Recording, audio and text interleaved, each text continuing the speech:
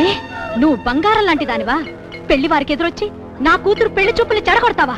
ఆ రాఘవేంద్రం గారితో చేతులు కలిపి అమాయకురాల్లా నటించి ఇంత మోసం చేస్తావా?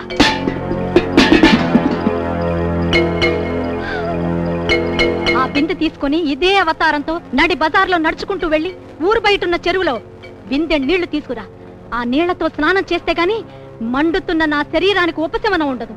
నా నియోజకవర్గ ప్రజలు నీ అందాన్ని చూసి ఆనందంతో కేరింతలు కొట్టాలి. రాయ్, మీరు దీని వెనక వెళ్ళండి. దీన్ని చూసి ఎవరైనా జాలి పడితే నాలుక తెగ్గోయండి. సహాయం చేయడానికి ముందుకు వస్తే చేతులు నరకండి.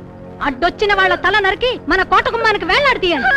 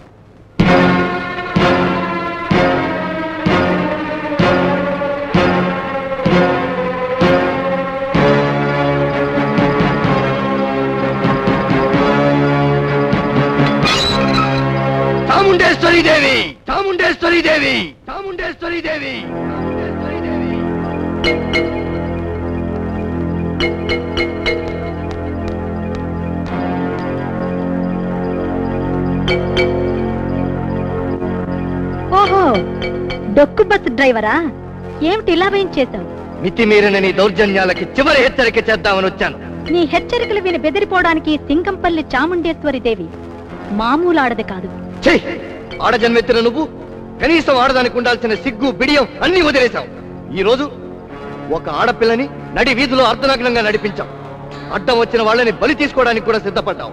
ఇది నీలో పెరుగుతున్న అహంకారానికి చివరి మెట్టు. శభాష్, నా గొప్పతనం గురించి నాకే తెలియని కఠోర సత్యాలు తెలుసుకున్నావురా డ్రైవరు. ఇన్నాళ్ళు ఏదో కుర్రోడవని క్షమించి వదిలేశాను, ఇక క్షమించను.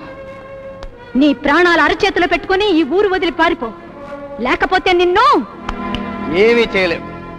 కానీ నిన్నులాగే పొలిమేరు దేవతల పొలాల్లో దిష్టి బొమ్మలా వదిలేసి మాత్రం ఈ ఊరు దాటను. చాముండేశ్వరి, నీ ఇంట్లో చావలేక బ్రతకలేక తలదాచుకుంటున్న ఈ అమాయకురాల్ని ఓ ఇంటి దాన్ని చేసిన దాకా నేను ఇక్కడి నుంచి కదలను. నీకు పౌరుషం ఉంటే, పట్టుదలే ఉంటే బలహీనుల మీద నీ బలాన్ని ప్రదర్శించడం మానేసి దమ్ముంటే మీస ఉన్న మగవాడి మగతనం మీద ఎదురు దెబ్బతీ చూద్దాం. నువ్వు ఆమెను తాకినా, ఆమెకేదైనా జరిగినా నీ పతనాన్ని నువ్వే చేతులారా తెచ్చుకున్నట్టు, నీ జీవితాన్ని నువ్వే జాతికి అంకితం ఇచ్చినట్టు. జాతి, జాతీయ గీతం, జాతి కంకితం లాంటి పదాలను ఉపయోగించే హక్కు దిక్కు మొక్కు లేని నీకెక్కడుందరా?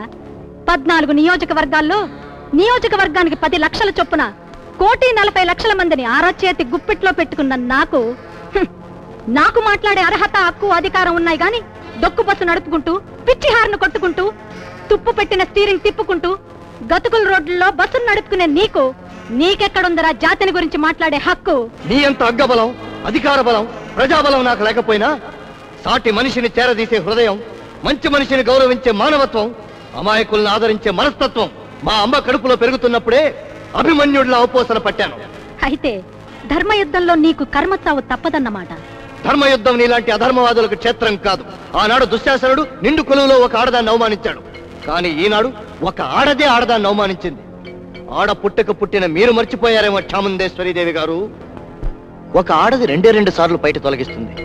1 కట్టుకున్న తన భర్తకి సుఖాన్నిచ్చేటప్పుడు, 2 నవ మాసాలు మోసిన బిడ్డకి పాలిచ్చేటప్పుడు. కానీ నువ్వు 3వసారి ఓ అమ్మాయికి బయట తొలగించి ఆమెను అవమానాలు పాలు చేసి మహిళా దుశ్శాసనురాలనిపించుకున్నావు. అయితే నేను శ్రీకృష్ణుడిలాగా ఆకాశం నుంచి చీరలు అందించలేను, నీలాగా అవకాశం చూసి పదవి కోసం గోతులు తవ్వించలేను. ఒక్కటి మాత్రం చేయగలను. నా సోదరు లాంటి ఈ అమ్మాయికి చిటికెడు కుంకుమ దిద్దించగలను, పిడికెడు పసుపు అందించగలను, పసుపు తాడు కట్టించగలను, ఓ అత్తింటికి కోడలుగా పంపించగలను. నువ్వు ధైర్యంగా లోపలికి వెళ్ళమ్మా. వెళ్ళమ్మా. రాఘవేంద్ర, నీ ఆశలు చాలా పిచ్చి పిచ్చిగా ఉన్నాయి. అది ఒక నష్టజాతకురాలని, దౌర్భాగ్యురాలని ఈ ఊరందరికీ తెలుసు. అలాంటి దానికి వరుణ్ణి తీసుకొచ్చి పెళ్లి చేస్తావా? ఎలా చేస్తానో నీకు అనవసరం. అశ్విని నక్షత్రయుక్త లగ్నమందు పౌర్ణమి సమీపించే ఘడియల్లో సరిగ్గా రేపు రాత్రి 10 గంటలకు ఊరి బయట ఉన్న ఆలయంలో నా సోదరికి వివాహం జరిపిస్తాను. నీకు ఆపగలిగే దమ్ముంటే ఆపు, నాతో తలపడే పొగరే ఉంటే తలపడు. అంతిమ విజయం నాదేనని నిరూపిస్తాను. నిరూపించకపోతే నిన్ను జాతికి అంకితం చేస్తాను. నిరూపించి నిన్ను జాతికి అంకితం చేస్తానో, జెండాకి అంకితం చేస్తానో, లేక నీ చేత జన గణ మణ అని జాతీయ గీతం పాడిస్తానో నువ్వే తెలుసుకుంటావు.